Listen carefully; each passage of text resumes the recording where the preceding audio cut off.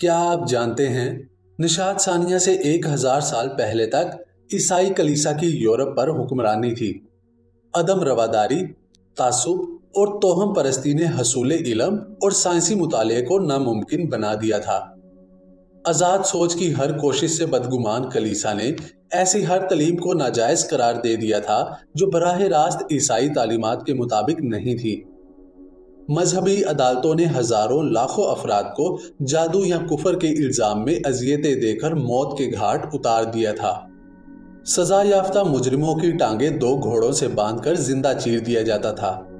ان کی آنتیں باہر نکال دی جاتی تھی، ستون سے لٹکا کر پھانسی دی جاتی تھی یا زندہ جلا دیا جاتا تھا۔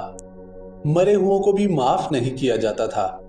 ایک اعلیٰ درجے کا پادری انجیل مقدس کا مطالعہ کر کے اس نتیجے پر پہنچا کہ دنیا نے اتوار 23 اکتوبر 4004 قبل مسیح کو صبح 9 بجے جنم لیا تھا، لیکن مدتوں پہلے مرے ہوئے سائنسدان وائیکلف نے فوسلز اور ارضیات کا مطالعہ کر کے یہ کہا تھا کہ زمین چند کروڑ سال پرانی ہے، لیکن کلیسا نے مردہ وائیکلف کی یہ گستاخی معاف نہ کی۔